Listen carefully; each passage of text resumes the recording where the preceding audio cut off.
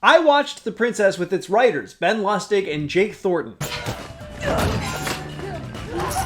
In this age of streaming, we hardly ever get those commentaries that we used to have on DVDs and Blu-rays, especially not from screenwriters, and I really miss them, so I'm recording some of my own. In a second, you're going to see the conversation we had while we watched their movie, and my hope is that you'll watch it with us in real time. They're going to talk about how they came up with the idea, how they sold it, some of the challenges of writing it, many of the highlights of the experience, such as getting to visit the set, and a whole lot more. I had so much fun watching it with them, and I cannot wait for you to see it. As of this recording, you can rent the movie super easily right over on Amazon, and you'll see a timestamp on the video so that you can be sure you're keeping pace with us. And by the way, I've got several more of these lined up already, so if you're also somebody who would like to see more commentaries, make sure to hit those like and subscribe buttons. Okay, let's get into it. What's up, everybody? I'm here with my good friends Jake Thornton and Ben Lustig, the writers of The Princess. I've known these guys a very long time.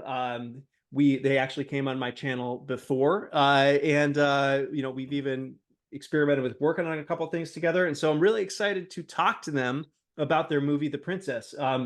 One really cool thing about this is that they had just had the deal for this start to be in the works when I first interviewed them on this channel 3.5 years ago. And so now it feels very full circle to be, watching the movie together and talking about it in real time. So if you want to watch it with us in real time, I'm going to put a timestamp up on here that you can watch along with, and we'll just get going. You guys want to say anything before we jump in, or do you want to just hit play and we'll go? Let's just go, shall we? We're excited Let's to be do here. it. All Right. right. Yeah. So we'll do 5, 4, 3, 2, 1. All right. So right off the bat, I was so excited that 20th Century Studios made The Princess, because I used to have Star Wars on VHS when I was a kid, and this was always the way it would start. So starting off with this kind of classic studio movie It's is so just nostalgic. So funny story about that. I was watching it the other day to prep for this, and like I had my headphones on, and I was like humming along with the music for like the logo, and my wife's like, "What are you doing?" Like, and I'm like, "Oh, it's I didn't even realize I was doing it." It's just like it's so ingrained, like that opening. It's great. So true. Yeah, when we were sitting in the first test screening that we went to, and that logo came up, I remember Jake just going, "Ooh." Chills, probably, right? I think I might have cried a little bit.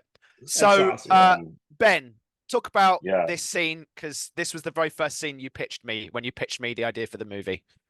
It was. No way. This was always the way the movie started.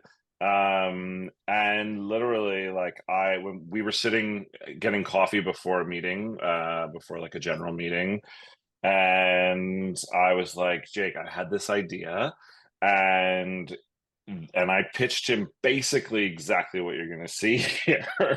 And when we, from the time that we wrote it to the time that it's here on the screen, I mean, there are literally moments down to like the actual like choreography, I think, that we wrote in the scripts, which is super fun to watch. In fact, awesome. This is the scene that to me just makes me so happy, because it literally is that kernel. It's like when we say as writers, like there's a kernel that you start with, that like thing, like the vision, that image in your mind, like this was that image, and I remember Jake going, I love that, let's do that.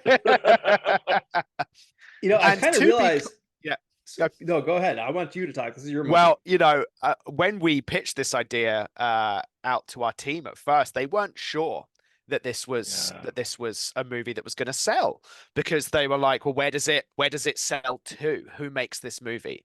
And we found ourselves with a few weeks in between a project, and we went, let's just spec this and write it. And even if it ends up being a great sample of what we can do in a kind of slightly more R-rated space, then that's what it'll be. But as Ben often says, we never just write samples for the sake of samples. We're only ever going to write something because we want to sell it. And sure enough, this became basically our second spec sale. It's funny. Oh, sorry, Nate. Yeah. Did this get the R rating? It did, right? It did. I think it was the first. I think this was the first R-rated movie I let my daughter watch. actually. Yeah, it was the first Awesome. R-rated movie I let my eldest son watch too. Yeah, absolutely Yeah. right. Yeah. There are questions within it, and in one of the test screenings we had about whether or not it fully qualifies for its R rating in other than bloodshed. In the early drafts of it, and again we've talked about this and other things. You know, there was sex, there was nudity, there was lots of bad language. It really went for it, and I think the studio toned it down somewhat. And there were questions about whether or not if it had been toned down perhaps 1% less, whether it would have been a PG-13 and whether that would Yeah, have it's on changed the amount one. of people that saw it. You know, yeah, but it is what it is. There you go. So what I was going to say earlier, I realized when I was watching this again, this movie basically almost starts in Act Two, right? Yeah. Like, and like you're kind of, Yeah. it's almost like we're gonna fill you in on Act One as we go, but like let's just we're it. Like, Yeah. it's So pretty cool how that it does it. breaking of the thumb moment was actually something that Derek and teased out to us. I think that one aspect of it, of the maybe she breaks her own thumb. Yeah. So Which Derek, was to be really clear, cool. is Derek Kolstad. Derek Kolstad wrote and created the John Wick saga. He Yeah. is a producer on this film. We were at dinner with him one night in Burbank, and he said, "I'm looking to get into Mhm. producing. Do you have anything that might fit within the kind of stuff that I've done?" And we said, "Well, funnily enough, we've been working on this," and he loved it right off the bat. The thumb Yeah. moment was funny because he pitched out this idea, just like she should break her own thumb, and we loved that. That was Yeah. so great. And then about a year and a half later, we watched Nobody, and the same moment happens in Nobody. We're like, well, he pitched the only thing that's in his. Dude, it's funny that you say that. So nobody's seen Aftermath yet, but like I did have the character in handcuffs like late in the movie, and the director came up with the idea of having him being able to dislocate his thumb early on in the movie. Mm. Right. And like it was also like not my idea, but I always thought it was a clever little idea that made it work better. Yeah. Going We back to s- what you were saying in terms of when the movie starts, I think part of it was like there was a kind of a conscious decision to go, like, let's just start with all the questions, because we're showing you an image, and this was in that initial conversation that I had had with Jake. I was like, I want to see, like, what if there's a princess who's stuck at the top of a tower like a classic fairy tale, and these guys come in and we don't know what the heck's going on. We don't know who she is, or maybe she is just like a sweet damsel in distress. They're getting all kind of rapey, and she just goes fucking ape shit on them and kills them. And we wanted that, like, oh fuck, what is this yeah, moment, you yeah, know? And Totally. it did pose some challenges as we got into it, because that was always the way we knew we wanted to start that way. But then you do go, okay, so how do yeah, I then bring the audience to where we are yeah. in that, and how much do they We need to know? Yeah, we did do a draft. We did do a draft where we did the 2 weeks earlier, and that this started off Yeah. as a flash, and it's a very worn thing. I know they joke about it quite Mhm. a lot on the Script Notes podcast about the fact that you start with this thing and then you go, oh, it's this, you know, and it happens a lot in movies. It happens in John Wick, you know, Yeah. it happens in Nobody.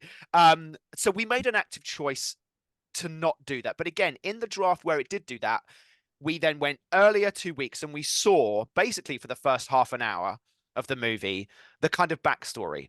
Now, I understand why this is used as a almost as a trope in one sense of kind of going back. It's because you let the audience know the kind of movie that they're in for very quickly.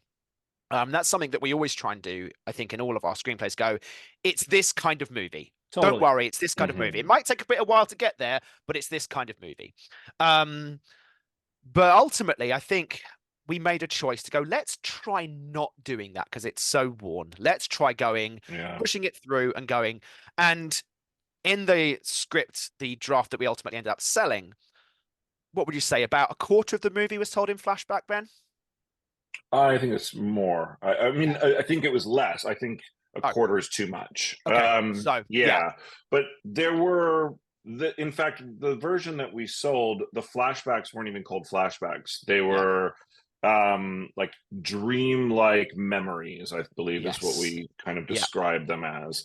And they were more, but they were sprinkled and peppered more frequently than they are in the final edit. But they gave us much more story, I guess. Yeah. But our idea, because we didn't want to just do traditional flashbacks either, because sometimes that feels like a cheat. So our concept was that she had been drugged, and she didn't actually, in our draft, she didn't remember what had happened, and you can even get a bit of a sense of that. Really, that did stay to a certain degree, and we had felt like throughout the course we were with her, trying to remember how she got here. And that was part of it. It was like we start with her there, and we're with her as the audience and as the reader going, what's going on? And she's going, what's going on? And then we're getting to learn that past through so her. It's like a little bit of Born memories. Identity almost. Yeah, it was Yeah, a a little quality of bit. that. Yeah. Yeah. Also, the conceit originally in the draft that we sold was that it was told 100% from her perspective. Yeah. We never cut away. Anytime we saw the villain, it was through her eyes. I think it was fine in the draft that sold. I recognize the challenge in doing that in a movie. Yeah. So why do you? So that's a good question, right? So like, there's a challenge in doing that in a movie, like, and I think for people who are watching this, who are either aspiring writers or they're like early on in their career, like, what are those challenges, and what do you think, like, inspired the shift there? I mean, it's a good question. I think it would have been risky. And I think when we wrote it, we knew exactly what we were doing. And I would have been interested to see what that version would have looked like. I think there is obviously a feeling of changing perspective that I can totally respect from a filmmaking standpoint. That's more traditional, and going, well, now I'm here and I want to be here, and I don't want to have to worry about shooting from various angles or the complications of, well, how much can she see, how much can she hear. What we tried to do, at least in the draft, was like in a scene like this, we would be with her looking down, peering down, and then we might go there, but very clearly constantly cutting back to know that we're only seeing what she can see and we're only hearing what she can hear. And that was really, when we say like she was in every scene, she might have only been in the scene as the fly on the wall, but we always knew she was there. That makes sense. So like the challenge is like, on film, would she be able to hear all of that and experience all that in a way that allows you to connect it for the audience? But the upside of it is that you feel like you're even more in her shoes the entire time because you're in that point of view. So it's kind of like there's like a balancing act there that's difficult. It's interesting to hear you say, though, because I write a lot of stuff like that myself, where like I prefer to have the protagonist experience things. Right. Yeah. So that's interesting. So here we are, I think, in one of the other kind of quote unquote flashbacky moments now at the moment, where we are seeing the backstory of Dominic Cooper's character, the evil Julius, and seeing what's kind of happened in the past. Veronica Neo, who we just absolutely loved. Such an honor to work with Veronica. If you've ever seen, and you should absolutely go and watch, I'm blanking on the name of Fury, which was also totally Kit's movie, Vietnamese language movie, and she's the protagonist of that. She's also a director in her own right and is fabulous. And she crops up in things. I was watching The Creator the other week, and I'm like, oh, it's Veronica. Yeah, that's cool. And Kit being Lee Van Kit, the director, obviously. Yep. It's the flashbacks. It's funny. The amount of story and the flashbacks were a continual piece of conversation, not only for us in the early development, for us with Derek Kolstad in the kind of middle stages of development. But even after we sold it, when we had our conversations with the studio, Yep. they were a very strong point of conversation. Yep. This scene, this scene was in there very early and stayed all the way through as well. And I think that's some of the most fun you can have as a writer is to be able to go back and watch the like moments and you go, I remember the day we wrote that. I mean, this scene hiding in the bathtub. This scene really feels like your voice, actually. I was thinking that when I was rewatching it. Like, yeah, absolutely. It's like I always just loved her hiding beneath the water and having to hold her breath. What I do think Kit added, is that perspective through the helmet, the way that you really see. It was a really cool addition. It's also it adds to the humor, the fact that he looks like a professional wrestler. Yeah, totally. I think one of the things as well that I think Kit added that perhaps wasn't present and Kat as well, who we may mention Kat Vasco from time to time. Kat Vasco was the writer who was hired to come in and do some production work on it. She was really great. But one of the things that they both, I think, worked on together was, I think, the humor. And I think that was such a surprise for us when we first saw the finished product, as it were, was how much humor there was in it. Because ours was pretty, as we mentioned, it was really like we fully went for the hard R, gritty version of it. It was really violent. And this had more laughs in it, including that moment. That's probably the first laugh that you get in the movie at the moment. Yeah, it's kind of on a scale, isn't it? Because like we always, I think in every script we've ever written, want moments of levity and enjoy a certain amount of, like, we want to be having fun. We always say that we're not going for funny, we're going for fun. And there's that difference of and I do feel like there's like this sliding scale of where humor is just I've got a smile on my face versus like a laugh out loud kind of a thing, or a goofy kind of a thing. And I definitely think that I agree with Jake. They took what we had, which was more just I have a smile because the guy's peeing, and then add and he's half naked and has a giant bull helmet on. Now it goes to that other level. Like we always had him peeing. I think it said like the longest piss ever. Yes, that's right. Yeah. I think we even formatted it in several lines. How long space can she? I think I remember that. Space breath. I was gonna say, like, I feel like the fun was always in the DNA. I only read one draft of the script. It was the January 21 one, but right. That was, I remember it feeling fun. And I think I remember that line as well. Yeah, totally. Because we wanted to kind of have the space on the page, like it's taking space. You want to feel that on the page, So again, this was a fight that was always in it as well. Different ways, but he did always have this horned helmet. I'm not sure if it was the same person who was peeing or not, but anyway, we always loved this moment. I want to talk a little bit about the color palette, because again, that was something I was going to ask you about. That I was curious. Can you talk about like how much it matches up with your original vision? It's funny, when we wrote it, it was far more what I consider to be, coming from the UK, the kind of English medieval period. And when you go to, English castles, Warwick Castle, places like that, it feels, grey and dark and stone. And when we started to see via Derek, some of the kind of initial kind of pre-visual designs for what it was going to look like, we were like, oh my gosh, that's really interesting. It's much more, I'll say, King's Landing, which is of course based on Dubrovnik in Croatia, isn't it? And I think that was one of the moments that I really suddenly felt, oh my gosh, there are people working on this film who have different wonderful ideas than just my limited imagination. And I truly felt that I was part of a cog in an incredible machine at that moment. Yeah. So I was like, oh wow, this is better and brighter and more vivid than I could actually have imagined it.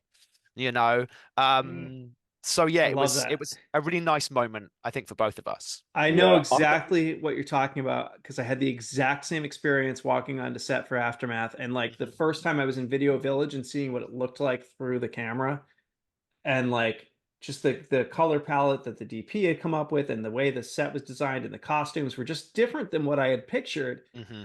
And I very quickly was like, this is better. Like, and Yeah, so, Yeah. and yeah, it was cool. It was a absolutely. great feeling.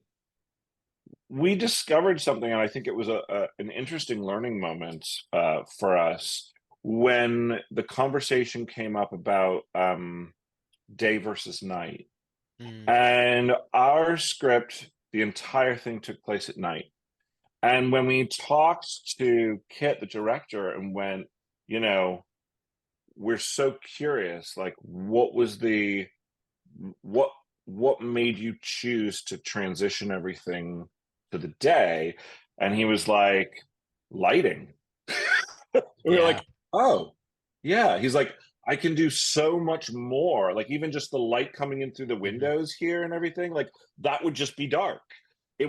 Our entire script was lit by torches and candles, Yeah, absolutely. Which It's and a a very hearth interesting here and idea. there. Yeah, yeah. And so it really made us go, oh, like, and it doesn't change really the dynamics of the movie to that much. I mean, there were a couple of little plot elements that definitely changed, but for the most part, the conceit stays the same. But the ability for the director and the lighting department and the set department, everybody got to play more with Hmm. colors and Yeah, things like that because of absolutely. light. Yeah, That's really cool. That's awesome. yeah, yeah, yeah.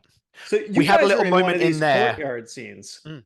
We Is are, that Will. In fact, it's the only nighttime courtyard scene. But Will, It is. you can see Ben. You can't really see me. Yeah. But yeah, we did when we went to Bulgaria. We did have the opportunity, and it was actually really great. They had, already kind of planned that we would be extras in a moment, and Mhm. it was really very generous of the whole that's production awesome. crew there to put us in. So I was just going to say, a moment ago, probably about a couple of minutes before this, we saw one of these flashback scenes that we had, which was explaining the history of our titular princess and how she had longed to learn to be, this warrior. This was a very significant part of the flashbacks of our story. There was a whole plot line that was now completely gone, which is, again, it's just the nature of production. It's the Yeah. nature Mhm. of vision. The whole character of the princess's brother was this whole plot line that existed, whereby she was basically taught all of her skills by her older brother, who was due to take over the throne, but then who later on in life went off to fight a war and never returned, and then she became the only one left, and that kind of explains some of the aspects of it. But again, I think kind of streamlined down for the purpose of this movie. It does work. Mm. It's quick, but yeah, that was one of the interesting changes that happened between our draft and ultimately the draft that ended up getting produced. Yeah. And again, big plot lines, important characters, but that we're going, how important is this character? Can we still Yeah. get this in a way that isn't all of that? So one of the things, so this scene, just to shift for a moment, this scene also was always in the script, and one of the things we consistently wanted to do was use her costume, use her design as a weapon, as a skill, make her smart. And so the lace, this idea of like using the corset, it was a corset string, now it's Yeah, the lace on the front of her dress, but the same thing to actually fight. And we went on YouTube. I remember us yeah, going on YouTube going, is that even possible? And we were watching guys like fight with string, and it was awesome. yeah, And we were like, yeah, Oh, that's yes, cool. let's do that. That's awesome. yeah. Absolutely. And it's fun that like made it all the way through to production too. One All Like, the way to hundred production. percent. And same with yeah. the crossbow here. Yeah. This was always a thing. This moment, it was much more. She tortured him a little bit more in our Yeah. Yeah. draft. Yeah. Yeah. Um, Totally. in fact, there were even characters in this scene that never made it into the movie, that she was protecting in this moment. Yeah. Yeah. Um, and that happens a few times throughout, where we had kind of populated the castle with people who had managed to hide. Yeah. Um, and and everything ultimately Yeah. ended up just kind of getting streamlined. We had this character, didn't we? So there was a seamstress and her daughter who were kind of hiding. And this daughter ended up becoming an important part later on. She ended up saving the princess's life. But there was a really interesting change that was made, and I actually think it was made really well, about the fact that actually in this draft she has a younger sister, and that younger sister then ends up really becoming the stakes character. If you haven't seen the movie, that's fine. I won't spoil it for you. We'll get there when we get there. But it was interesting to go, okay, well, it was like that in our draft, and it was like that. And actually, I do think it works really well in the and the sister version of ends the up movie. doing, the younger sister, who's approximately the same age as our same sister daughter, does some of the same plot beats that our character had done. And then the later plot beats that she fills were filled by a different character as well. So it was an interesting and really, I agree with Jake, very smart choice to go, here's some plot that's done by two different characters, and let's bring them into one. And one that I think does something that we didn't have, which has her with the other princess. And so there's like this really interesting dynamic that's created there. This beat as well, interestingly. So the heavyset night was one of these comedic things that was definitely added from a sensibility, I think, of Kit or the other writer. I'm actually not sure who ended up adding him, but that definitely is one of those things where I would say that sliding scale. But like the idea of her hanging out the window and having someone come and basically standing there, and I think in our draft it was like, oh my God, can you please just move? So like our moment was like, oh, it's fun, and then they went, and the guy's literally sitting in front, you know, this guy who's out of breath. And so that's that kind of example of that like sliding thing of the comedy. I think it's interesting to go back to like what you guys were saying about the princess and how you thought that was actually a really positive change that was made, because I think, you know, in up and coming screenwriter circles, there's all this talk about being rewritten and the fear of it, and the negativity around that. And like you often writers have to make concessions, or they're rewritten in ways that are frustrating. But it's cool to hear you talk about the flip side of that, which is sometimes when you get collaborative people who are all trying to make a really good movie together, cool things come out of that, like that you wouldn't have expected. So you know, this was obviously our first experience of having a movie go into production. It was our first experience of having a movie. Well, we've been rewritten before, though. But we've been rewritten before. It's not new for us. But obviously this was, the train is now moving, sets are being built, and we're being rewritten. I think ultimately, you know, it's really about really being a grown-up about it. It's always going to hurt. It just always is, because this is a creative baby that you've poured hours into. You are then having to share this with other people. You're then having to share this with other writers. You won't really have a say on it. I think it's really important for us as writers to support each other through this process. Kat Vasco was really generous with her time. She, we had a great call with her before she started work on it. She was then on set when it started filming. She sent us video footage of the very first shot, which was going through the window at the opening. That's cool. You know, and she was doing a job, you know, and that's all any writer is doing, is going, I've been hired to come and do this, you know, and it's how can you all be as magnanimous as possible and just be generous in your spirit and wish each other well. And ultimately, at the end of the day, if you're being rewritten, it's actually, can you view the positive of that situation? The positive of the situation is they want to make this movie. They want to push it further down the field. If you can view it with that and go, great, I'm a step closer to having a movie made that's got my name on it, hopefully, you know, then I think you have to do that.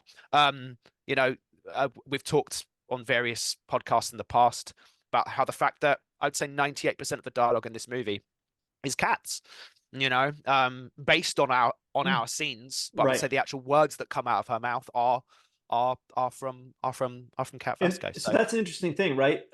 Because you know, you're the credited writers on it, and that just shows how much of your DNA remained in the movie, even though so for it's a really interesting process. Because like for anybody who's not a screenwriter who's watching this right now, that might be a shock to them, right? Because Yep. like I think when you're not in it, you often forget that like screenwriters do so much more than dialogue, right? Like and Yep. like Oh so yeah. I mean, you're building out the entire story, all the set pieces, everything. And so much of that original DNA from you guys is there that you're the credited writers on it. Mm-hmm. Well, and I think we were very fortunate that the script that we wrote was already very close to being production ready. When we sold it to 20th, they were very clear, we're making this movie and we're making it next year, and we're not steering far from what you have here on the page. So Mm-hmm. we felt really That's good cool. going into it because, you know, the president of 20th basically is telling us like, we're making your movie. That's not Yeah. always the case. Yeah. Yeah.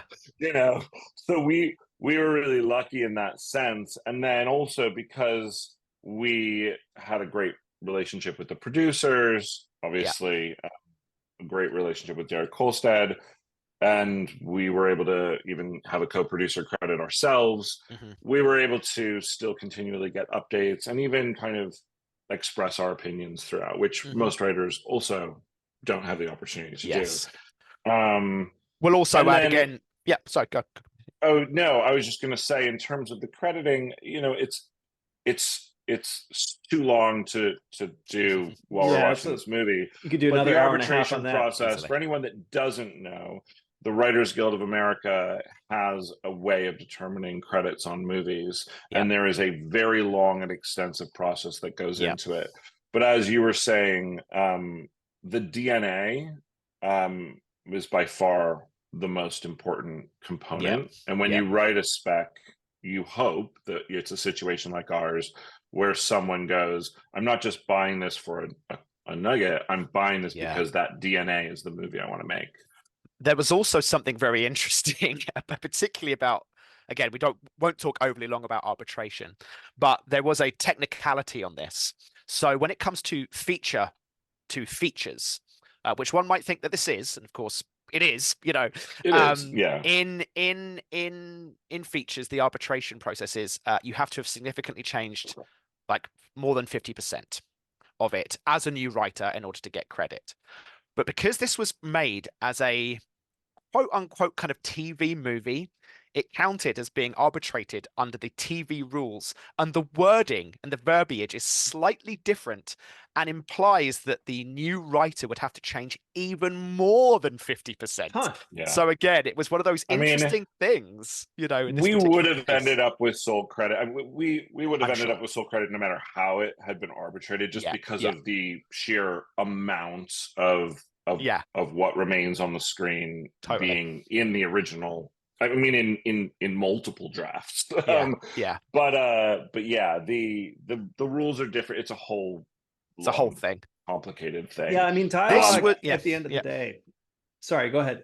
No, go, go. Yeah. Well, I was just going to say I had a friend who rewrote every single line of dialogue on a major movie, and he was not credited on it. Yeah, And absolutely. you know, that was like because dialogue at the end of the day is not the movie. It's you know, That's it's it. just kind Well, of it's the intention behind it, right? right. Yes. So, like, even just a scene like we're seeing on the screen right Yeah. now, this scene, I for was the gonna most say. part, existed in Yeah. our movie. In fact, it's one of those examples of her being present because we just watched her looking through the peephole in the corridor there. Yeah. And so, while the words, and there's a few here and there that are Sure. definitely still from the original, but Yeah. mostly it's the intention behind the words. What is the scene? What is the construct? And it was always the two of them in a Yeah. romantic sexual Well, moment with I her was watching. I was about to say in our draft this was a sex Well, scene. they were This was full on in it. They were Yeah. full on in it in our draft. Yeah, again, and Yes. another one of those examples of perhaps toning down. And for those of you who, you know, will be disappointed about this, we did in our script see his ass. Yes, don't worry. Yeah, definitely we were We going to see did. Dominic We're Cooper's sorry ass. that the studio took that away from you. We tried. So I was really delighted that Dominic Cooper was cast in this role. So when I used to be an actor. I was a young actor in the UK. and Dominic Cooper was getting all the parts that I wanted to get. He played Will in the stage adaptation of his Dark Materials, and I was so envious of him. Interesting. And then I used to work at the Old Vic Theatre when Kevin Spacey used to run it, and Dominic Cooper used to come in all the time, and I'd look at him with deep envy as this young actor who was having great career success at the time. But anyway, so it was a really nice moment for me. And I was like, oh, and he's going to be in my first film. It was like a really cool moment for me. So I was That's really, pretty really cool. pleased about that. I love the way that they continued this idea of the tracking through the servant corridors. We Yeah. use the servant corridors quite a bit in our script as part Yeah. of that kind of conceit of staying with her a lot, and I think That's they a did a choice. nice job with it. Yeah, the servant passages. Yeah. Yeah, it's really, it's fascinating to kind of go in and just go, Yeah. oh, oh, that's so cool, the way that evolved or changed. You know, the Olga, who plays you know, the whip wielding sidekick, so to speak, Yeah. um Moira. was not that character, while always being present since very early drafts, and actually always using a whip, and even with the blade on the edge of the whip. The character originally was a witch, and she used magic. Yeah. Interesting. So there's Forgot an that. aspect of this movie that changed, and it changed actually in our work, because the studio asked for it. And they didn't want magic present. That's and that was right. just a choice. They decided, they were like, it's a fairy tale enough without the fantasy. Let's ground it as much as possible. So our draft for the studio removed all of the magic from the movie. Yeah. We had this whole world building aspect to it, that again was removed because I felt perhaps that it was because the audience might be asking too many questions. We were trying to build a larger world that you could potentially franchise off of, where basically Julius was almost kind of working not for Moira, but she was the kind of representative of this kind of like larger organization that was kind of bankrolling his attempts to overthrow this kingdom. We called them the Circle, and they had several kind of almost semi-magical guys who could take this drug and kind of transform into kind of Hulk out a little bit. But again, all changed, all gone. The full well-being aspect isn't so present in it. But again, if you want to make a sequel 20th, let's do it. Right? So, we're down. So here's another question for you guys. So in terms of like tone expectation when you're writing it versus what ended up coming out, you guys talked about like the fun and the comedy, you talked about the color palette, but like the score, right? Like, so like the score is not what you would typically get for, you know, something set in like medieval Europe, right? So had you thought about it being something in that space, or had you pictured something different? I personally we never wrote anything in the script that was score related. We tend not to, except for there was one moment, but I don't think that even made it into the selling draft. I don't think we it did had either. Previous to even selling it, we did have it was White. Well, no, it wasn't White Wedding. What was it? What Barracuda. song was it, Jake? Barracuda. we actually did write in that like Barracuda picked up at the end. So there actually, interestingly enough, now that we're saying this, there even was a part of us that was thinking more modern music, and yet the script that we wrote and the script that Kit read did not have that reference. So that was a choice that they made completely outside of us. Yeah, totally. Maybe it was just kind of like it just worked with the tone anyway. It like with the script. I guess we were all yeah. This fight, interestingly, is one of those examples where this fight did not happen in this location in this way, but there always was a guy who ends up getting lit on fire. And falling out the window. And even this like idea of this massively colossus guy that she had to fight was present as well, but in a totally different location. And that was another thing that we learned that was really interesting. And it was a writing lesson We watched that moment happen. We actually, did in watch that moment Bulgaria, happen, when yeah. they did the That's setting cool. the guy on fire and fall. It was very fun to watch. You only had so many takes they could do, and so they really had to like get it. Yeah, you got to get it. Honestly, I just feel so sorry for that poor extra. um, what I was going to say is, so locations were really, so we actually in our script had more locations that were bigger and more, I don't know what, they would have been more expensive to create. And so some of the choices that actually ended up getting made post our work on the script were practical as well. And I remember being in Bulgaria and talking to you know, our producer and executive producer, and going like, what was the reason? Like, we had a library, for example. Like, what was the reason that you changed the library and took that fight and put it in somewhere else? And they were like, basically, budget.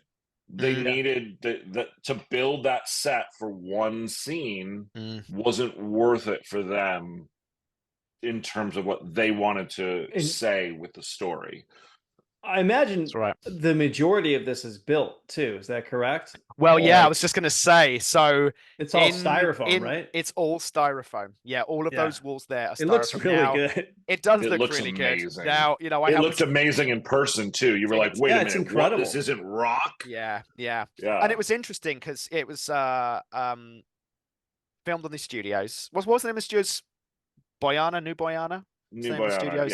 Yeah. And they had gotten rid of this parking lot. This was a parking lot originally, immediately outside of one of their sound stages. But it became a very practical set because as they're running through that door, that then actually leads through to, or led through to, it's actually on the other side, to a chapel. You know, I think it's on the other end of this, but it was this full set whereby you could go from one end all the way through to the chapel, and you'll see later on it does happen. Awesome. Really? You know, so that's so pretty really cool. Yeah. This sequence, all right. So I got to talk about the stairwell fight. So the stairwell fight was always something that we were really excited about. We felt like we love the movie like Old Boy, where there's like that hallway fight, and we were like, can we do Old Boy on a stairwell? That was our whole like mission. We were like, we want to do Old Boy on a fucking medieval stairwell. And our original fight sequence was 4 or 5 pages long. 4 or 5 pages, No dialogue, all action. The whole fight from beginning to end was like 5 pages of action. And we had this whole conversation with Derek, with our manager, with our producer, going, is this too long? And because we just had so much fun writing all the different writer moments, of John Wick is like, is this too long of an action sequence? Well, that's the thing. They were like, you know, if it didn't work, it would be. And even our manager was like, 9 times out of 10, I would tell you this is too long. Sure. In this particular case, they were like, let's go for it, because it just carried you through that whole part, and it was so fun. And to watch the way that, I mean, it's obviously it all changes, but to watch how it came to life is super exciting. All right, so we got to talk craft then, you know, because like, here's the thing. You can't have 4 or 5 pages of just spectacle, right? Like that never works. Like that's what we had. Like, but there's like, what is it about the character that's bringing you through it though, right? Like, did you guys think through that? Like, how do you keep somebody an audience engaged for that long without veering away from the action? It was just sheer grit that is bringing her through this section, and this true desire. And I think maybe in our script there was something that was like a time crunch that she had of some kind. But she's trying to stay hidden. She at this point, she did not want anyone to see her, but it was too late. And the only way out of this was to kill every last motherfucker that was in front of her. And I think, you know, one of the things that we consistently heard, and I feel really proud of from people who read this draft, was just how fast it read. And I think if you're gonna write long spectacle, it's got to read Yeah. like as fast as the action scene happens on the. I hear it. Totally. I on hear the it. And thing. I'd add as well. And originally we wrote that this is one long continuous shot. I kind of almost Yeah. wanted the reader to feel, I want to say feel exhausted by the end of it, because in the same way as Yeah. she does, you Oh, know, it's yeah. like, wow, I just read a 5-page sequence. And in the same way as these people just keep on coming, they keep on coming, they keep on coming. It's not over. It's not over. It's not over. It's not over. Mhm. Well, that's, I kind of wanted the reader to feel what she was feeling, which is why we never cut away. You know, there were no Yeah. scene headings. It was one 5-minute long scene, and it And just wouldn't quit. And Kit did such a great job of making it that she's not invincible. And Yeah. this was a sequence that we really wanted to show her getting tired, her Yeah. hurting, the fact that she's a mere mortal going up against impossible odds, Yeah. and just keeps pushing through and keeps getting back up. And so I love the way they were able to accomplish that feeling. And kudos to Joey King. I have to Yeah. say, and we haven't talked She's about amazing. her yet. So- Yeah. Fuck, she is this movie. She Yeah. did almost every single one of these stunts. I do think that's. And it's amazing. Did she really? Yeah. Yeah. Holy She shit! Well, had 2 stunt doubles, she had but 2 stunt doubles. most of the shots that you see in the movie are her. Yeah. She wanted to Wow. do every one. They did stunt double takes, but she wanted to do all of this, and she Yeah. trained like crazy She to be able to practiced do it. real hard, Awesome. and you know, I think I was blown away. Clayton Barber, who you know, was the See, I second love AD, that. but also did a bunch of the choreography and fight stuff on it, was just like, she's the real deal. She's one of the best he's ever worked with, you know. And it's just, Yeah. And she was able to bring so much Awesome. emotion to these moments. Like I love watching this moment. She's like, Yeah. look, what is she gonna do? And it's like, either I'm gonna stay here or I'm going for it. And this is one of my favorite beats. I love this moment. So I just this is loved it. This is kind of what I was trying to talk about. Like, it's like you can't just have like, you know, hit after hit after hit, spectacle after spectacle after Yeah. spectacle, right? It's like the fact that she's getting tired, like, and Mhm. working through that. The fact that like that moment right there, like those are the things that I think allow you to get away with a 4 to 5 page straight action sequence, because like there are Mhm. character moments in there that reveal more to us about her, Totally. and that keeps Absolutely. it interesting, you know? This So moment, Yeah. this moment with the laugh is so great. It's like, who's going to get to Yeah. their sword first? It's awesome. Yeah, it was really It's fun really the way awesome. that this really came out well. Yeah.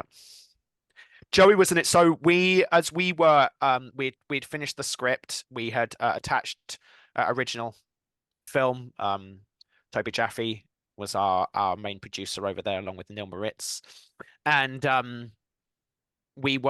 this was probably during the summer of that year, 2020 at that point. And we were attaching, Yep. we were attaching talent, and Joey's name came up. And neither Ben nor I were overly familiar with Joey. She had done the Kissing Booth movies, which have been very popular on Netflix, and had obviously an enormously long career. If you look The at Joey Axe King's credits, on you're like, Hulu. oh wow, she's been in, she's done everything. Like, The she's the Dark kid in The Knight Conjuring. Rises. Yeah, Is she totally. really? Yeah, yeah, she's in the Dark Knight. She plays the young girl Ra's al Ghul. Yeah, in, Ra's al Ghul in the yeah. in the Oh, pit. no She's shit. the kid in the pit. Yeah. So Ra's al she's Ghul's been doing daughter. this stuff Yeah. forever. She has. She She's been doing has. this stuff forever.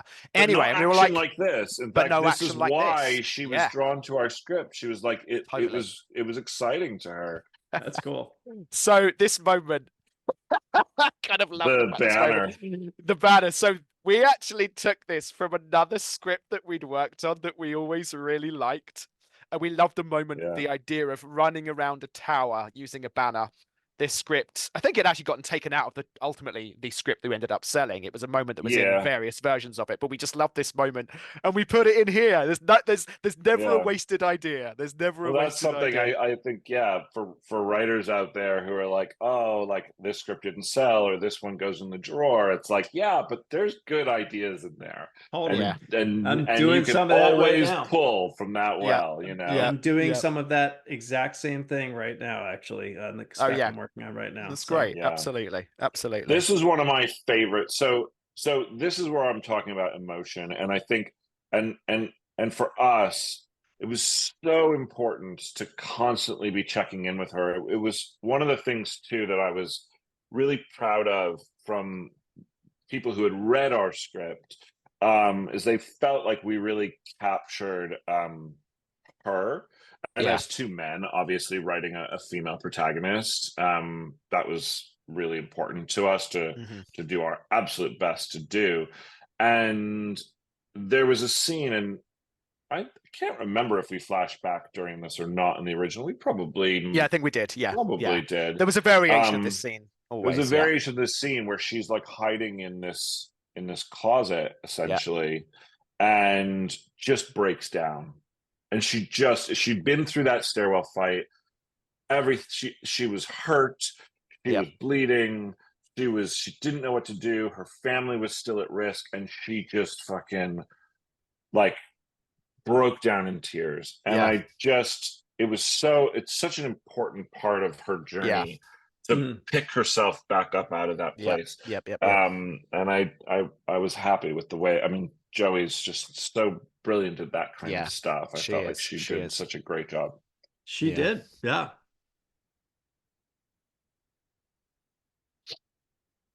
So can you guys talk at all about how this actually came together as a because it was a spec that you guys sold. That's right. What were the pieces that came together and made that happen? So, as we mentioned, first of all, we had talked with Derek Kolstad at dinner one evening, and he'd wanted to produce something. So we told him about the script we worked on. We then sent him the draft of it, and we did a development pass with him. At that point, we were without agents at the time. There had been the whole movement about the WGA saying, let's step away from our agents over packaging rules. So we only had our manager at the time. But then we began to send our manager, Josh Adler, sent it out to that project out to then multiple producers. And we had several producers raise their hands and say that they were interested in producing it. Ultimately, we ended up going with Original Entertainment, as we said earlier. Original film. Yeah, original film. Thank you. And so, yeah, at that point, we began to talk about attaching either a director or an actor. And there was a long conversation about whether we should attach an actor or a director or both. And it was really just trying to decide what had the most meaning, because some studios don't want you to have various attachments and some do, and it's constantly trying to figure out and play that game about who wants what where, and you can't give everyone everything all of the time, you know. Right. Ultimately, the conversation led to us just attaching talent, and again, it went out to lots of different people, some very big names, and ultimately, I feel like because of the budget level we were talking about and where we wanted it to be, that Joey really felt like the right choice at that time. But we decided to not attach a director at this point. Ben, do you want to continue? I mean, that's the story. Yeah, right. Yeah, sure. To studios, and we got an offer from 20th, and we sold it. Sure. But then, as it continued to then get put together and continue to work on it. So, hang on. Here's Ben. Here's Ben here. Have we missed it? Have we missed Ben? We missed Ben. Did we miss him? Missed Ben, and we missed me. Did you miss me? You missed, Ben's yeah. been killed. But if you want to rewind it and go back to like that right there, that's where they are. Ben plays a knight. He gets his throat cut and kicked to the floor. I was playing a cook. I was slung over the back of some guy. In fact, the guy who played the bull guy at the beginning, he played this part as well, and I got slung over his back, and he carried me off. And Nice. yes. But anyway, so at that moment, this was probably October of 2020. We began working with 20th Century Studios and did a series of notes for them. And then over that Christmas and that new year, they began to talk with various directors. And we had a really great moment, actually, because they were, not struggling to find a director, but it was the search was on for a director. And Ben and I were looking for a director on another project. We were just talking about, who directs this, who does this, and we came across this movie, Fury, and we were like, oh wow, this looks amazing. And we emailed Toby Jaffe, our main producer over at Original Film, and said, hey, have you thought about this guy, Lee Van Kiet? And he said, that's really funny because I'm meeting with him today. No way. Yeah. What? Yeah. Oh, that's We were wild like, shit. the movie, and Veronica obviously being the star of it, just Yeah. blew us away. I watched it with my wife over lunch. That's right, we I both was did, like, didn't I we? Yeah, texted yeah. Jake. I was like, well, I'm gonna need a longer lunch because I got to finish this movie. Yeah. That's And it's great. If you haven't watched super Fury, go and fun. watch Fury. It was on Yeah. Netflix at the time. I don't know if it still is, but it's well worth a watch. It's Yeah, I don't excellent. know. Yeah. But this kitchen scene as well. Yeah. Always in the movie. We were really, our attempt was to use different locations within this castle. We always had the vision of having this entire movie just take place in this castle that was primarily this one giant tower, a skyscraper of this fairy tale world. And each level was its own thing. And so in this kitchen we had a huge fight, and it was described similarly to the way it looks here, actually, which was super fun to see and watch. And the frying pan Was always in it in some way. I specifically remember reading the kitchen sequence in the script. Like it just like was a standout sequence. Totally. Yeah. Again, another huge fight. Let's talk a little bit about the character of who here is played by Veronica Neo. It was originally again, it was originally a guy. It was going to be her mentor. The draft that we sold, it was a woman though. It was it in at that point? It was her main handmaiden. Yeah. Saya originally they renamed her to Lynn. But we had various versions whereby her mentor had been this kind of martial artist Eastern guy, had trained her. Again, it went through multiple variations, and again, it's just interesting to think about how story evolves and changes and grows. But I think Veronica plays this part so well. She's great. She's so great. Yeah, it was very fun, very, very fun. But one of the things that we also found when we were in Bulgaria and we're talking to the stunt guys and the second unit director, who was also the main stunt coordinator. Yeah, I remember him saying how great it was for them that our action was written with so much detail.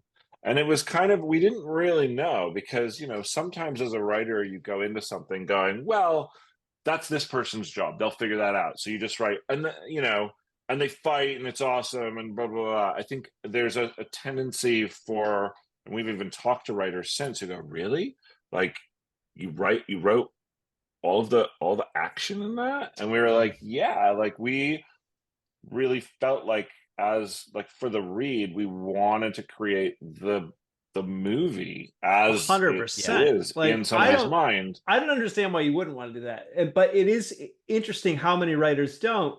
And I had a general last fall with a creative exec who had read 2 of my scripts at that point, and like one of the first things he said was, dude, like one of the things I really appreciate about you is that you actually write out your action instead of just writing they fight or something. So I think I think there's a benefit to that, because you help people see the movie. That's it. That's what I was going to say. When we're writing a script, we want the reader to feel like they're watching a movie. And I think on the page, there's various ways you can do it on the page. I think the way you pace fighting an action on the page, when you look at some of Derek's scripts, when you look at Scorn, which became John Wick, single line, you're moving through that totally clip, and when you have that done there in that way, you feel like you're watching a movie. That's what I want the experience of the reader to be. 100% the same. Yeah. It's not an easy thing to achieve, but if you can get there, it's a really satisfying feeling. And it's good for the reader. And also, like, what we learned was it's actually good for the people who have to create these fights, especially if you're writing an action movie. They've got a huge job. I mean, as much as we write, we can't choreograph it. Right. So the goal for us was always to give enough specific beats to lead from moment to moment. And that's, I remember what Clayton Barber, who did a lot of this told us, it was like, you gave us all the major things to latch onto, and then we just had to fill in the blanks. Right. Like, so like in You know. when they're swinging swords around or fists are flying, like you can't get in every single swing and every single No. punch. No. But you can land enough But you beats can, to show what it's going to feel like on screen. Yeah, that's right. yeah. So what I like Yeah. about this moment that's about to come up, is the guy who's drinking in the next scene as she just kind of sneaks out and finds there is the Night King from Game of Thrones. And I was very excited about that. Really? Yes. The That's guy who plays cool. the Night King is in our movie, which is That's like, oh, funny. that's awesome. That's pretty fun. Yeah. Yeah, totally. Yeah, this Interesting chap- example of like from chap here. script to screen. So her crawling through that sewery wash basin area, we had her in a sewer as well, crawling through. Yep. Different place in the Yep. movie Yep. for a different particular reason, and yet the same exact emotional aspect. She had escaped. She ends up in a sewer tunnel. Yep. She has to find her way back in. She comes across a room with prison bars. Like there were various versions whereby that happened. And yet the very specific stuff of the location of the timing and stuff all tends to change as you go through the development process. That's the Night King. That's the Night King. That's pretty absolutely fun. It really does. It really does. There's another example of the comedy thing. Really the fun humor that was added. that goes up another notch. Yeah. It's funny because it's labeled on some platforms as an action comedy. Is it really? You could totally that's interesting. get from certain things. Every platform kind of does their own genre thing. But when I saw that before, I was like, it's like our script would never have been labeled an action comedy. No, absolutely not. I still absolutely think that's not. pushing it with this, but maybe just because action comedy is right. doing better in the marketplace right now, they're trying to capitalize on that. So maybe, yeah, right. Is the script available online, like Script Slug or something like that you're aware of? I don't think it is. No, it's not, and unfortunately, it's not even our property. Yeah, no, you guys can't It's kind of like if somebody leaks it, it's one thing, but like if you guys leak it, like that's a problem because you don't. Right. Yeah. Interestingly, going back to a point that Jake was making earlier about the difference between TV movies and theatrical movies, the classification of this movie as a non-theatrical release is why the script isn't available. Because when a movie is a feature under the Writers Guild contract, they have to publish the screenplay. Do they have but they to? don't have to. It's part of your deals. They pay for publication of the screenplay. I don't know that they have to publish it. I think that's if they want to publish it, because sometimes scripts do get. There is a publishing fee, but not a. Well, we don't need to get into the semantics of the contract. Sure. But many screenplays are available, especially in even just in like the Writers Guild library. If you just go there, and it's not that they have to publish it like as a book, right? But they pay for a publishing fee, and the script is then usually available, right? So this scene was again always in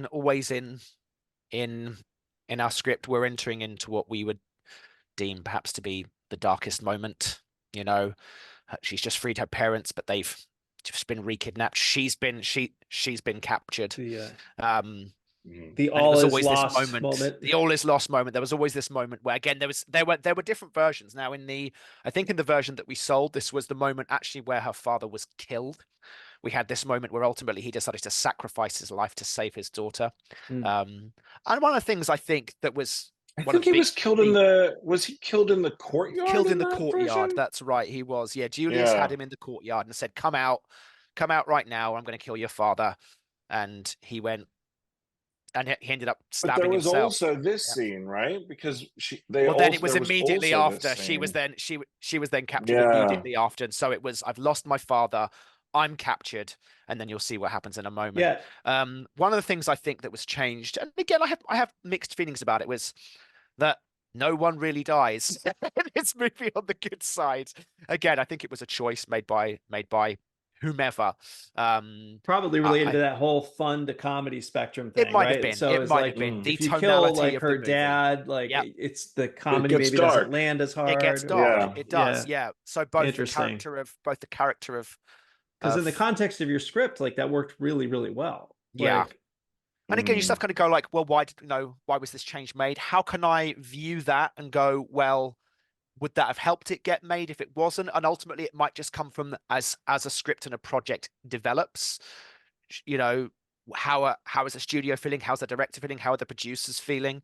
But I think ultimately it is what it is. But I think I think like you're saying, Nate, it has to do with the tonality of it. yeah, If there's a lot that's of an death, interesting question yeah, you brought up though. Is like if you hadn't written the script the way that you wrote it, would it have even gotten made? Like, what an interesting question, right? yeah, Because would you have Mhm. earned the fans that We you will needed to never earn? know. You'll you'll never never know. Yeah. know. But it's You'll interesting. never know that. Never I don't know. know. Yeah, After like everything with Aftermath, I realized like that when you're writing a spec script, you're basically just writing a sales document for how cool the yep, movie can be. yep. Like, and then because like Mm.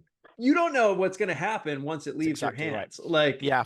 but like if you can get Mhm. people sold on making the movie, you did your job. And So that's it. And I think that's one of the things that I think I really learned as a screenwriter was, and again, I talked about it a little bit earlier, but we are the first piece of the machine, especially when you're writing a spec script. You're the first piece. You're going, hey, here's an idea for a movie. Here's the proof of concept in a screenplay.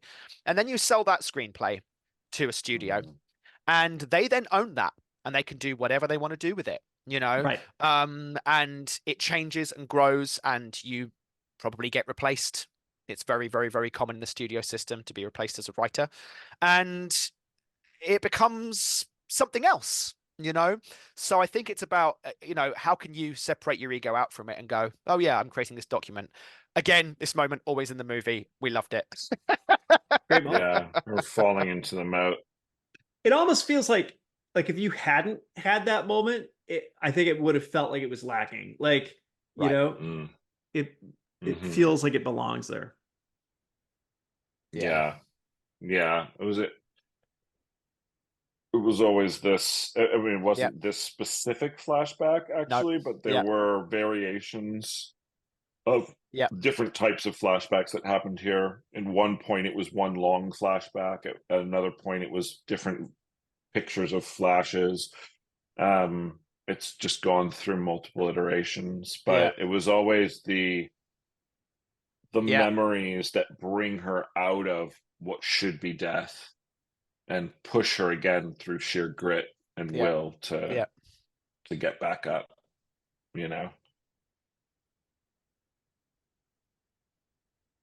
Yeah, it's interesting. Like she, what does she find down there? Is that a sword? Is No, it's or a no piece of glass? broken It's glass. glass. Yeah. Yeah. Yeah, Yeah. Yeah. yeah. I think In we had another a version, dead it was body. she found Yeah, the body that she kicked out originally and found the sword in his yeah, back or something Interesting. like that. There's again Interesting. variations on it. yeah, You know? yeah. But and then she goes in. We don't Yeah. actually see in this how she goes in, but there was that moment I was talking about in terms of the Yeah. sewers. That's how she Yeah. originally got into the sewers, Totally. was by falling into the moat. Yeah, that's right. So what impact has this had on your career? Like actually finally getting a movie made after many years as professional screenwriters. Mm. I think Yeah.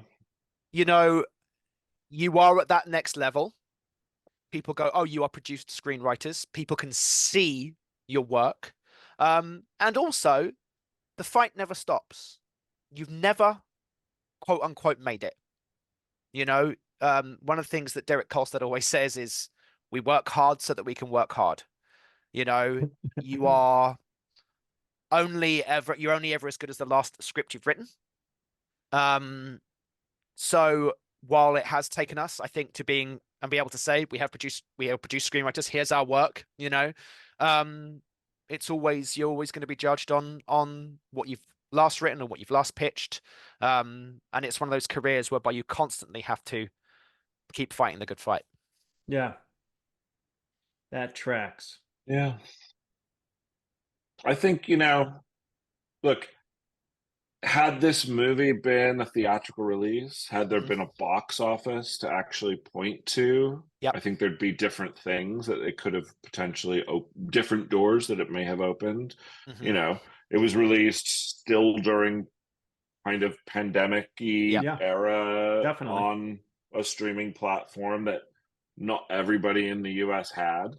Yep. So it had the impact that it had. It's great actually Yep. now that it's back. Obviously, there's the whole thing where it was taken off and then brought back. Right. Um, I've occasionally I'll see like on whatever it is, Amazon, that there's like viewers that are reviewing it now, Mhm. and I love to see the positive feedback from it. So it gives you a level of confidence as well as a Yep. writer, just to be Sure. like, hey, like people liked this.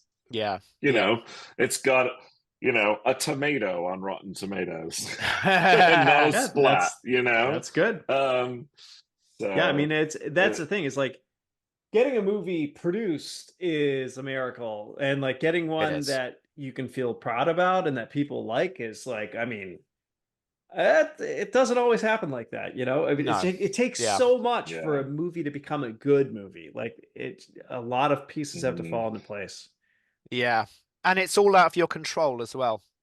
Right? And Yeah, that's it's a one of the writer. things I Like just think it's just that's kind of the thing. It's going, like yeah, you, it's just kind of taken yeah, away from you and you go and you're kind of almost in one sense watching from the sidelines. It is, director, producer, studio who are and kind some of writers making don't the even get to movie. watch from the sidelines. Indeed. You know. Indeed. Yeah. So it was so Mhm. nice that you guys got to actually be on Yeah. set and be part of that. It You know, was. it's Yeah. pretty It cool. was so great. That was such a fantastic experience. Yeah. Was that the highlight of Um, the experience for you? You think? Yeah, I think so. one of for sure. In fact, Yeah. I would say for me, going to set and looking around and just seeing how many people were working on the movie Yes. Yes. Yeah. was just an amazing I I experience. had the You same know, Yeah. feeling like that first day on set, like just walking in and seeing it, like in that what you just talked about. I got yeah. teary eyed. It was just like, Yeah. wow, Well, you right? just go, wow, like all these people have jobs because of an idea that we put I on I paper, kept Yeah. you forgetting it know? too while I was on set. Like I just felt Yeah, like I was kind of in there with everybody, and then I'd be like, wait a yeah, minute, no, like I came up with the idea that Yeah. caused this. It's yeah, that crazy. Yeah. caused Yeah. this. It's Yeah, wild. It's such a weird it's feeling. Like, it's an amazing experience for yeah, sure, for sure. I'm so And I happy for you think guys. that like every um at this level as well, you know, at this budget level, it was like I think Kit said at some point it's like 1,000 people worked on the That's movie, like Yeah, through all of absolutely. the insane. thing, Yeah. That's it's like, Yeah. insane. wow, I think we had like know, 120 on the call sheet or something that I counted because I was curious. yeah, Like, and I was like, this is crazy. I can't like 1,000 is just unbelievable. Yeah. I yeah, mean, between yeah, everyone, when you think of all the digital artists that may have created several shots on this, yeah, Yeah. I mean, it really is. You are, a small village worth of people doing Yeah. stuff. And yeah, ultimately it's all presented on what you see on screen. So this set, yeah, beautiful set and this was the one that absolutely. connects to the parking lot, and you'll see in a minute, you can look out the door and you'll see Mhm. fighting outside. I Yeah, think I was in the corner while this scene was being filmed. yeah, we when we were in Bulgaria, we were able to watch a lot of this closing happen, and actually Yeah. this sequence right Yeah. here where she's running, Yeah. we watched her do that Yeah. over and over and over again, and it was amazing the Yeah. stamina that Yeah. Joey had to just keep at full energy doing that as I mean, that Yeah. through that stab, that was one take. Like Yeah. she would Totally. That start at does the seem beginning and exhausting. running straight through, and you just go, Yeah. man. And she would just in between, she was like doing push-ups and jumping jacks and keeping her energy up, and you're just like, Yeah. Really? dude, you're Yeah. just killing Man, it. good for her. Yeah, Yeah. So you Clearly can she see she's trained hard. actually, yeah, she's actually in the chapel right now. They go through. It was awesome to see a yeah. kind of awesome This is practical set like that. all, yeah, the perspective, and you just go like, this courtyard is full size. Yeah. They built it I to scale. I Yeah, remember they when did. you shared pictures of being in this courtyard, and I was like, Yeah. did they build that? And they did. It's Yeah, they crazy. did. It really was that It high was as well. amazing. They had at the top green screen stuff so that they could, but I don't think I don't think the shots ever go that high. Maybe a little bit there, Yeah, you know. it's just Maybe, like a just in but case thing. Just in Yeah, case thing. Yeah, yeah, exactly. probably.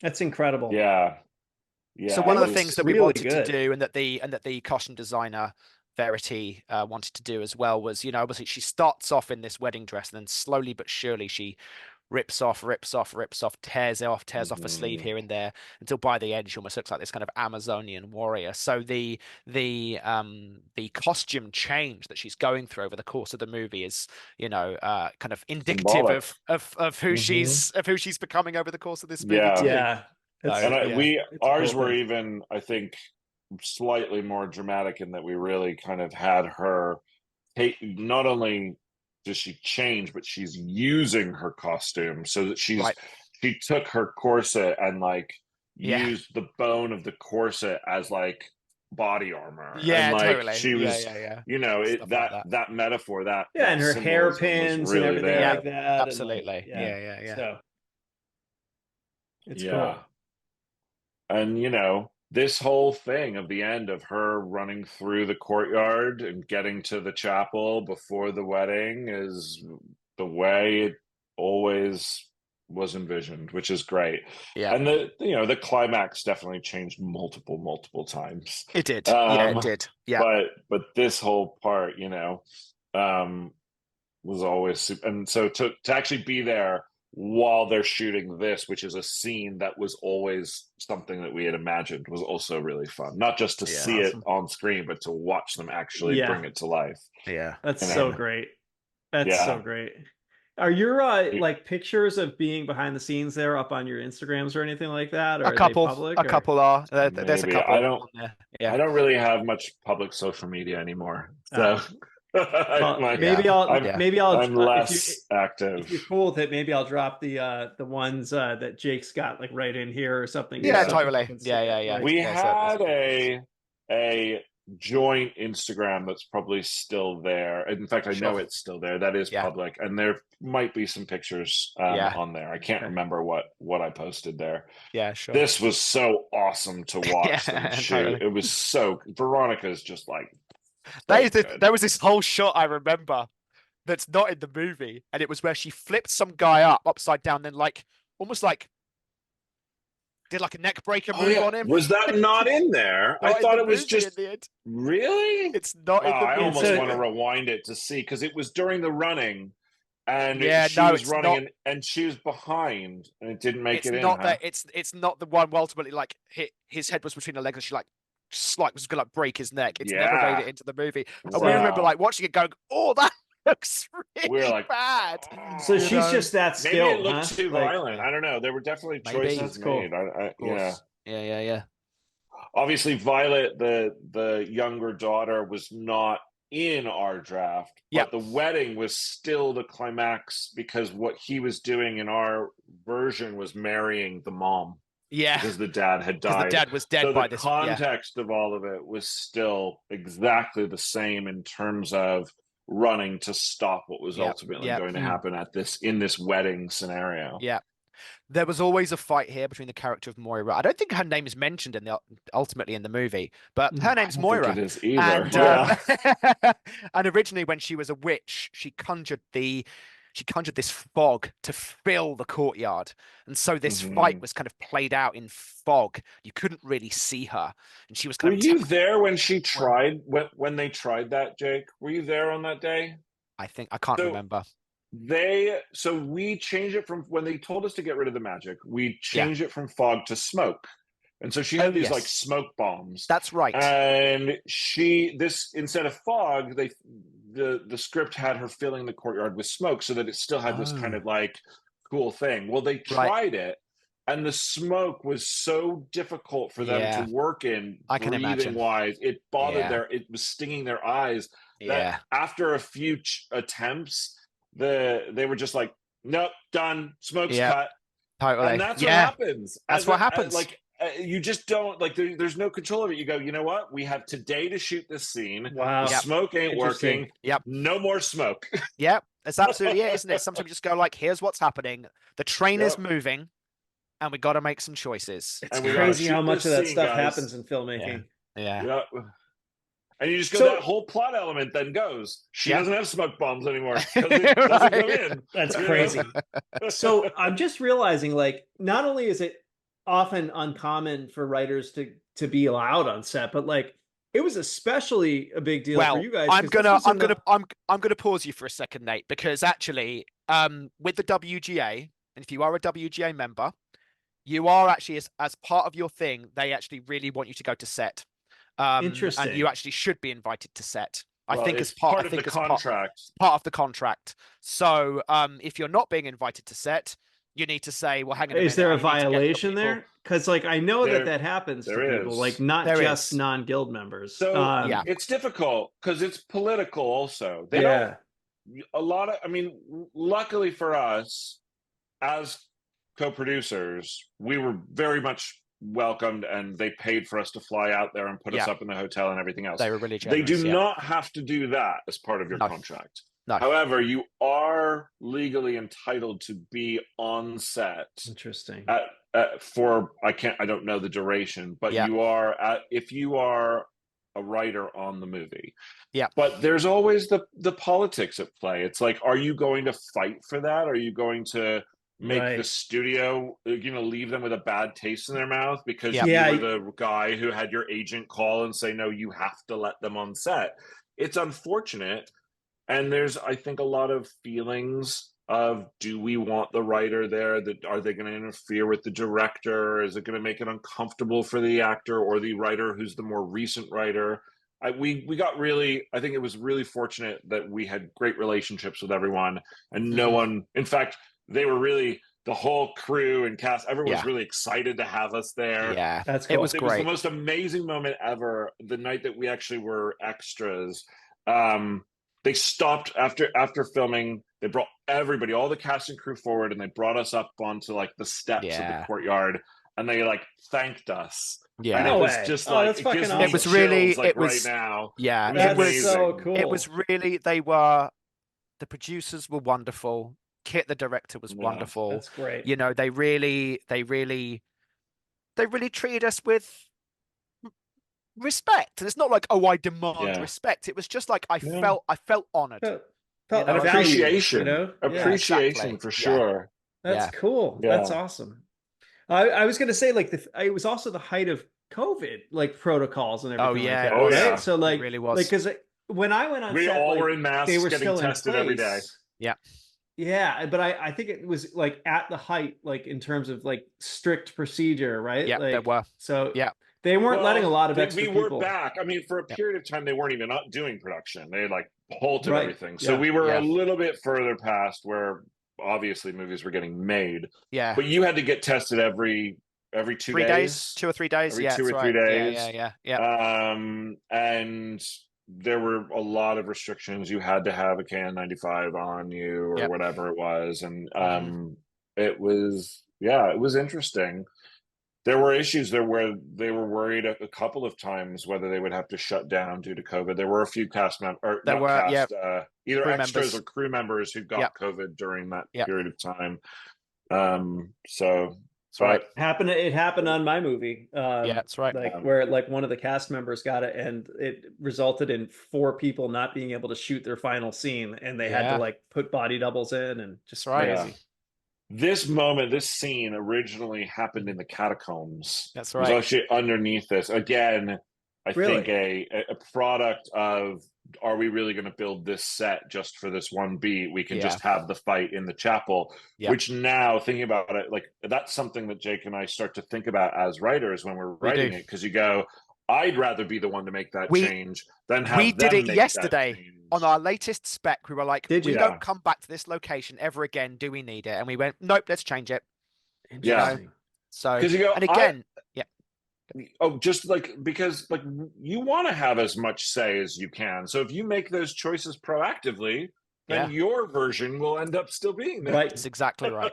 That's exactly right. know? Yeah. That's And cool. again, another reason why, again, producers out there, if anyone producer watching this, it's why it's so important to have writers come to set. They get to learn these things and understand these things. It's You true. know, had we not been there, we would have gone, oh, that's interesting. Well, you know, we have our vision, and it's like, well, how can we make this Right. practical? And again, that's why it's so important, I think, for writers to be involved at some level in, even if it's just being present during production, sitting behind Kit and listening to him, you know, having conversations with the set designers, having conversations with Clayton who did the fight choreography. It's like, oh, here's how I can now use this in my work to write better movies.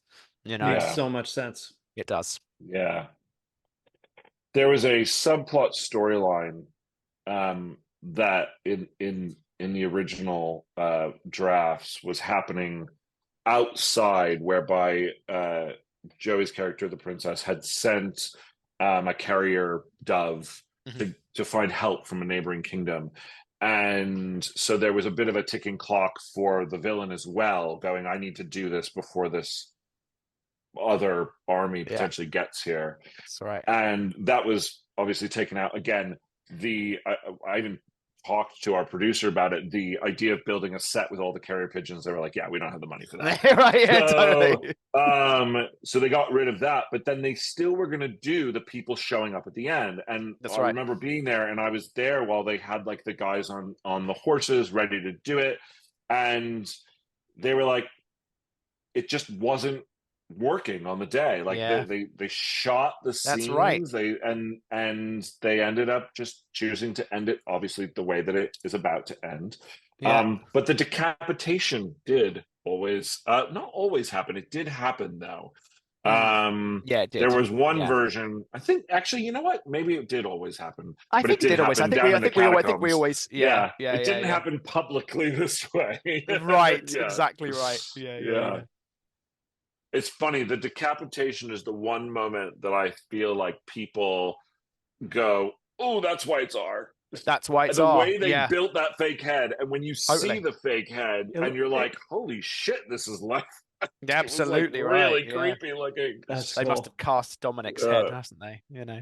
Yeah, that's pretty interesting. Yeah.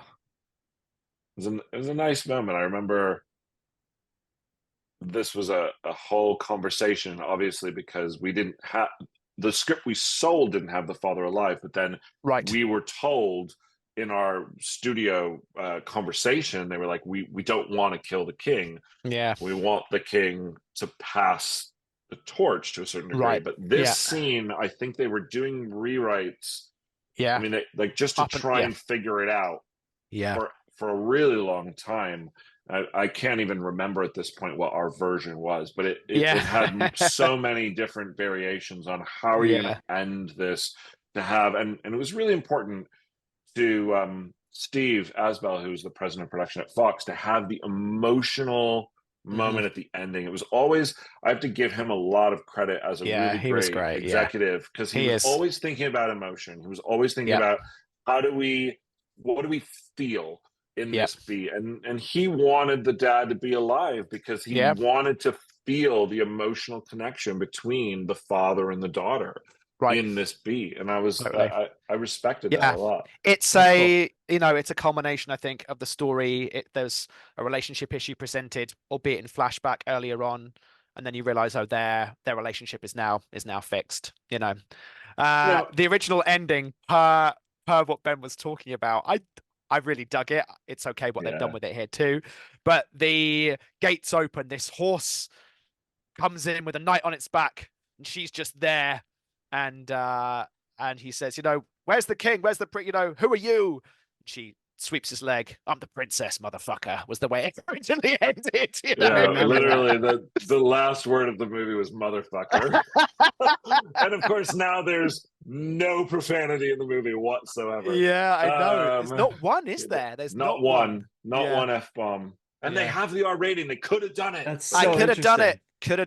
Yeah. But yeah, they and then what was interesting too is that the studio wanted it to be R. Like that was they did. They did like that we were doing an R-rated princess movie. That was part of the appeal. And we never really discussed it with them as to like exactly what the choices were. Yeah. But one has to assume this script, before it was greenlit, had to be approved not just by 20th, but by Disney. That's It right. was the higher ups at Disney that had to go, this is this we're going to approve this script to go into production. Yeah, So yeah. you know, yeah. When we So saw there you that have it. ending, we laughed out loud because it was a total surprise for us. Yeah. Oh, there That's we are. Hey, awesome. there's our names. Hey. Woo! It's actually woo! How great does that feel? Huh? It feels feels great. good. It's Yeah, awesome. It does. It feels Yeah. really good. It's cool. Yeah. You know, because it's really part of you as a screenwriter. That's what you're always wanting. You're always wanting to see Yeah. that. You know, you're wanting to have your name on a movie and go, I did that. Yeah. And again, And it's complex because you go, there's a lot of layers to it. Yeah. When you go through it, you go, oh, okay. It's a lot of cooks in the kitchen. I'm not the only one, but it still just feels great. Hey, there we are. I haven't again. watched it in a couple of years, so it's really That's interesting. awesome. I actually haven't watched it since we had our screening in LA of it, Ben. Really? And I haven't seen it since then, and it's good. I enjoy it. That's Yeah. cool. It's just, one of the things that I think we set out with this was to go, like, we never wanted to like make some sort of huge commentary with this movie. It was like, we want to have fun. Like, this is a popcorn movie. It was intended to be a popcorn movie. Right. Like that was always like, of course you want characters that you love and relate to and feel for, and of course there was always an underlying kind of thematic thing going on. But like, I love the fact that like that's what it is. It's a fun action movie. Yeah, and that's, you wrote a 4-quadrant art movie, right? So yeah. Exactly. Yeah. So no, it's good. It's good to see it again. But I think you just take all the lessons you learn from one project and you put them into the next, and you just you guys should rolling. be super proud, and I'm so happy for you guys. It's Thanks, great. Nate. So yeah. Anything else you want to leave people with before we end this? Nothing that immediately springs to mind, Ben. Yeah, I would say just, if you're a writer, keep pushing, because it's a great experience to finally see something come to life, and it took a long time for Jake and I to get there. And you can have a career and not have your names on a movie, but one day, like, it'll happen, and it's a joy. Does it feels worth it at this point? So yeah, absolutely, 100%. Only a slight hesitation there. So. Not for me. No, I think it's the best thing. It's awesome, guys. Well, thank you so much. I can't wait to share this with people. I think it's going to be really, really cool. So thank you for taking the time to do it. And honestly, just for me personally, like, it's such a treat to be able to watch your movie with you and like hear you talk about it and just reminisce and think through like the decisions and stuff. It's very, very cool. So thank you once again for taking the time. Thanks for asking us, Nate. We appreciate it.